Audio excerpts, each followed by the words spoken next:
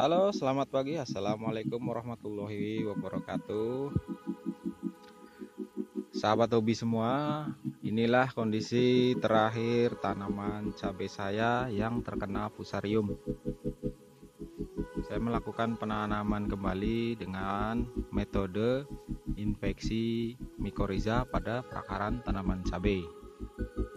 Tanaman cabai yang di sini ini sudah berusia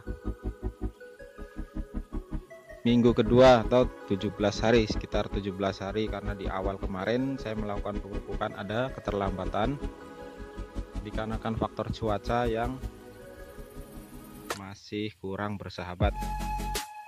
Nah, beginilah kondisinya usia 2 minggu setelah penanaman.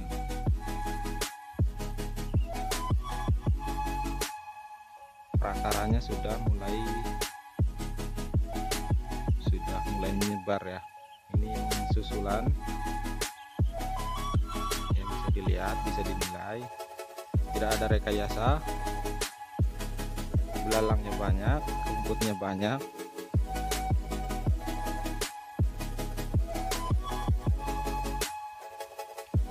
Ada yang mati ya, biarpun ini kalau penilaian saya kurang nutrisi, makanya akan saya berikan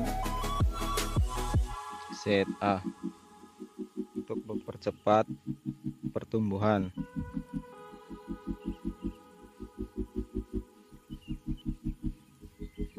Ya, yang di sini, yang sebelahnya lagi ini sudah berusia 45 hari setelah tanam. Daunnya sehat dan lebar-lebar.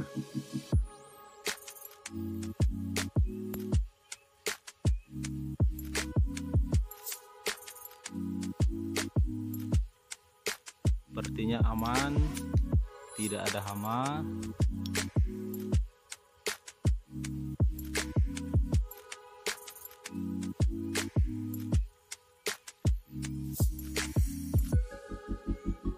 Bagus ya. Kita juga akan melakukan pemupukan yang ketiga kalinya. Kalau yang sebelah sana 2 kali ya. Kita akan melakukan pemupukan yang berbeda. Kalau yang di sini ini usia 45 hari, dia sudah masuk di masa generatif. Masa generatif dia akan cenderung membutuhkan nutrisi berupa fosfat dan kalium, serta nutrisi-nutrisi tambahan lainnya untuk pembentukan buah seperti mangan, zinc, boron. Itu sangat penting sekali ya. Ya, nggak ada yang mati. Ini kemarin sempat terkena layu ya, tapi dia sepertinya sudah bisa pulih lagi. Kemarin saya siram dengan fungisida dengan bahan aktif propinep ya, bahan aktif propinep. Dan ini dia rumputnya sudah pada mati, bisa dilihat.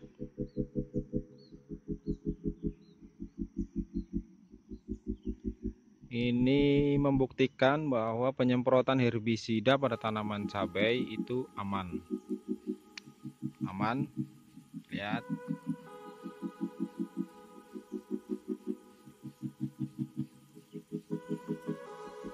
Tergantung bagaimana cara pengaplikasiannya ke rumput. Sebisa mungkin agar tidak mengenai tanaman cabai. Siap, semprot.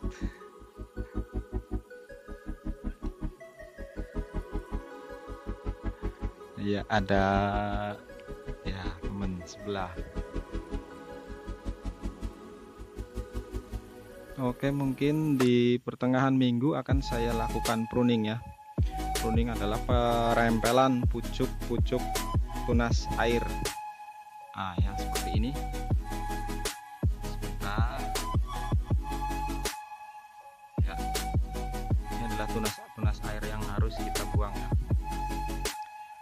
Untuk pembudidayaan tanaman cabai itu sebaiknya kalau memang mau dipelihara itu sebaiknya 1 sampai 2 tunas air aja yang dibesarkan. Kalau saya inginnya tinggi, jadi biar nanti kita pruningnya. Jadi kalau yang di cabang Y, ini di cabang Y di sini, nah di sini kita pruning nanti. Ini belum ya. Nanti di pertengahan minggu akan saya pruning, kita pangkas di sini, nanti dia akan keluar dan akan rimbun nantinya.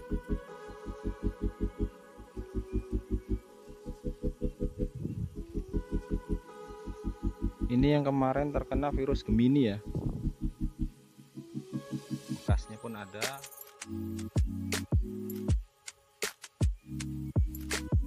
Dan dia sudah mulai pulih kembali. Oke, langsung saja sahabat, saya akan lakukan pemupukan dan penyemprotan untuk tanaman cabai saya ini.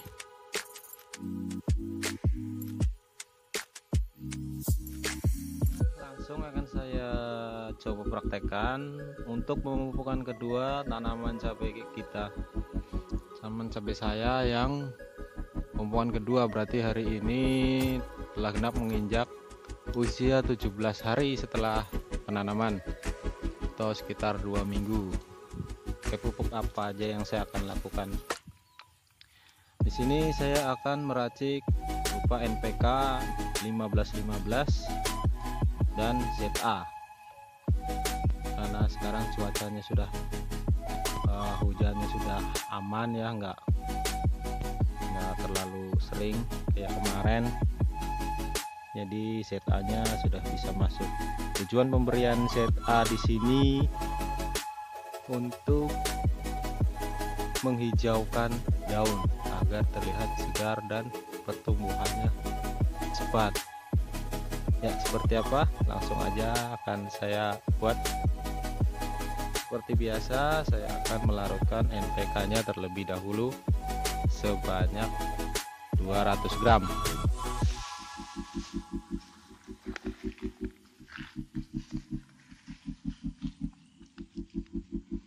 Oke, saya udah sering timbang ya.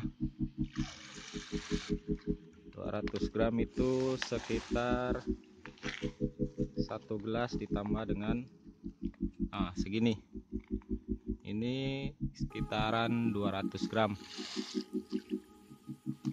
untuk 17 liter air. Perbandingannya 2:1 dengan ZA. Ini ZA non subsidi ya. Kalau yang subsidi itu berwarna pink, merah muda.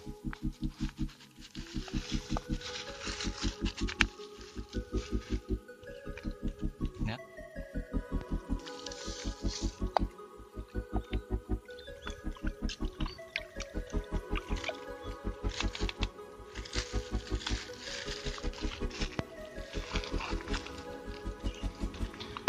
Oke, kita akan diamkan dulu selama 10 menit. Ya udah 10 menit, ini sepertinya sudah larut, ini pupuknya sudah larut, ikannya sudah ini. Sedikit saya jelaskan mengenai metode pemupukan yang saya lakukan ini dengan sistem kocor ya. Untuk tanaman cabai sendiri itu digolongkan menjadi dua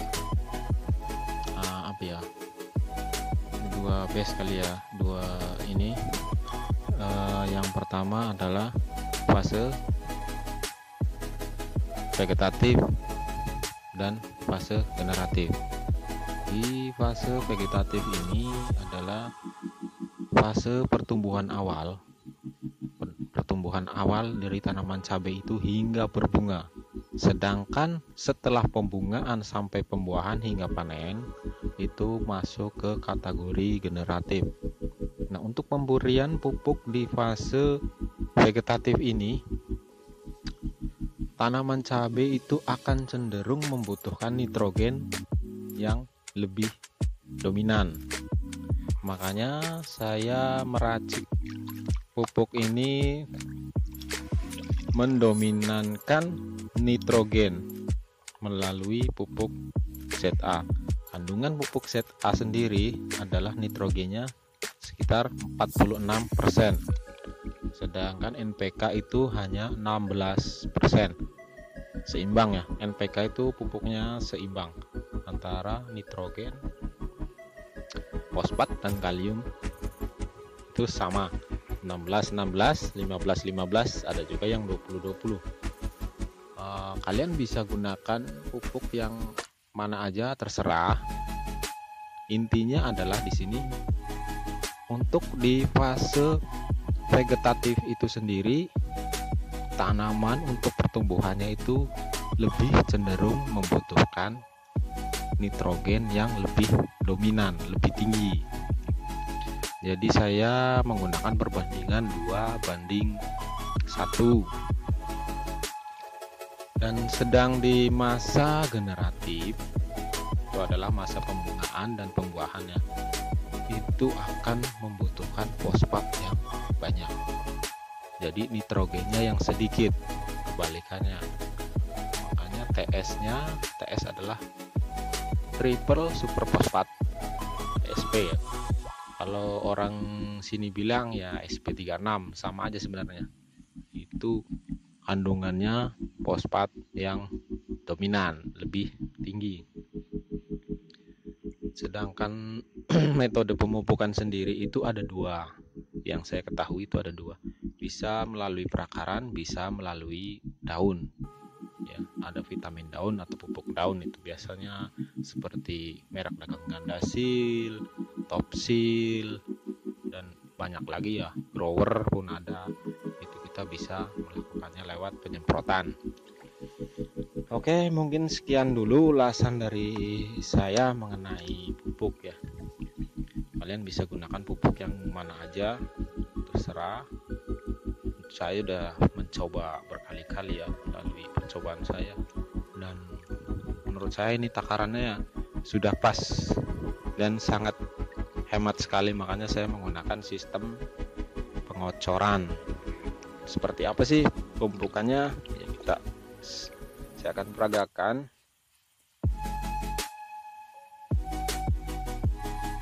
Ya cukup seperti ini aja, 1 gelas itu kisaran 150 cc untuk 1 gelas per tanaman. Oke sahabat ya, sahabat, saya akan lanjutkan pemupukan terlebih dahulu.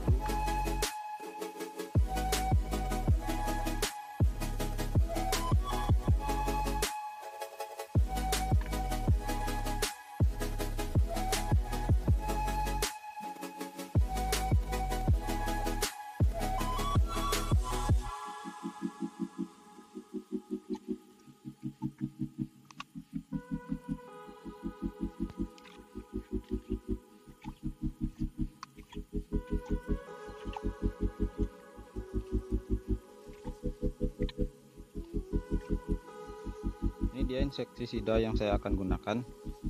Ini untuk rollingannya ya. Sebentar, saya akan fokuskan ya. Insektisida kontak merek dagang Supatrin 650 EC. Ini dia yang penting sahabatku semua. Bahan aktif Supermetrin dan Chlorpyrifos. Wah ini bagus, ini dia 2 bahan aktif dan ini sistemik. Ini sangat cocok sekali buat tanaman cabai. Dan hari ini saya akan memix 2 bahan ya, 2 bahan antara insektisida dan fungisida. Dan fungisida yang akan saya gunakan itu ini ya, merek dagang Ditan dengan bahan aktif Mancozeb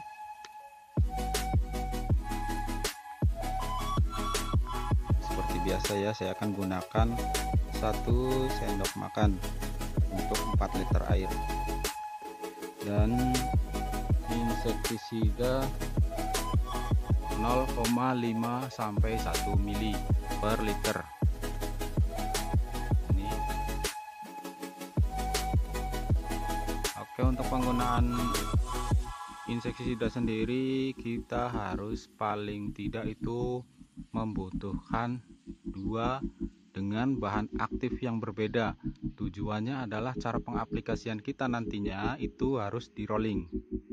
Kalau minggu pertama kita menggunakan semisal abamectin dengan bahan aktif abamectin, nah, untuk minggu keduanya nanti bisa kalian pakai yang berbahan aktif lain, entah apa, bisa lah, bisa pakai, nggak harus ini ya,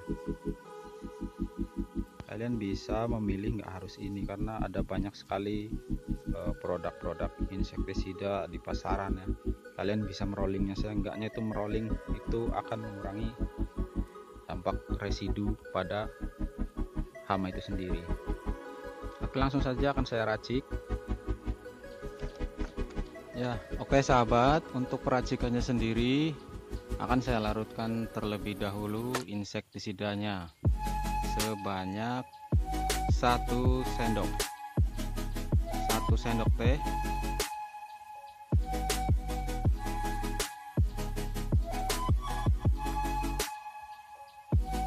ya, 1 sendok teh.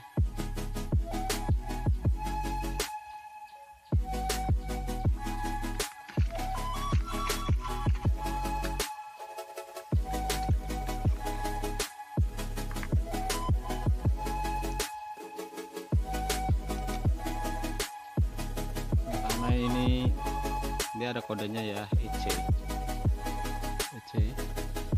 kita akan larutkan terlebih dahulu.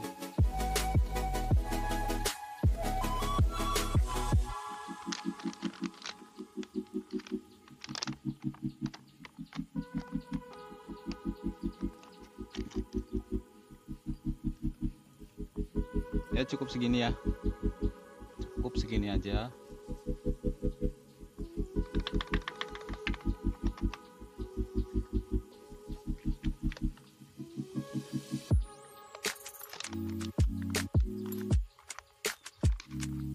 Liter ini kalau saya itu kalau masih di usia vegetatif, untuk tanaman sendiri itu kisaran 70 sampai 100 batang tanaman, bisa untuk 70 sampai 100 batang tanaman cabai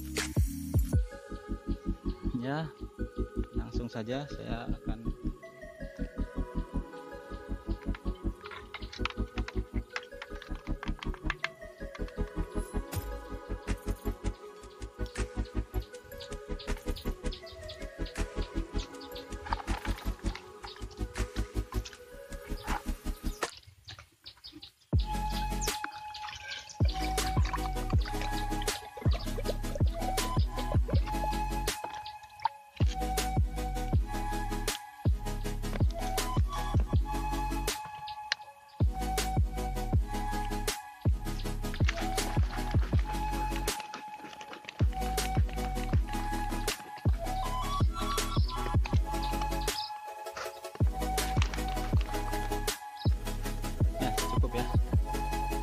mari kita akan langsung ke TKP.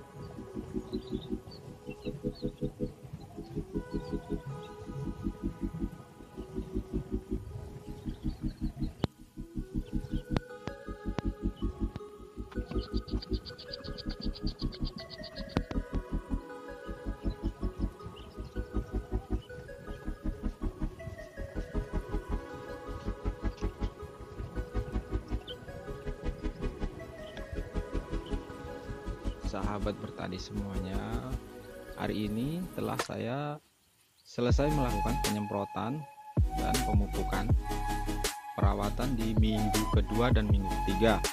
Ini yang di minggu ketiga yang di sini ya, karena saya membagi dua area.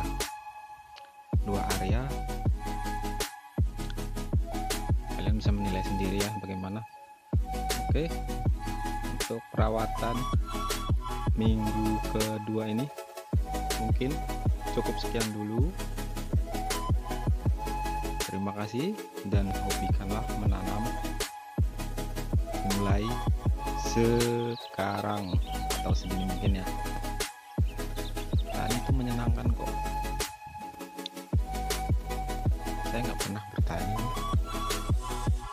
nggak bisa ngolah lahan. Inilah lahan saya tanpa pengolahan. Petani malas tapi nggak malas juga. Oke, terima kasih. Assalamualaikum warahmatullahi wabarakatuh. Salam dari Hobi Kultur.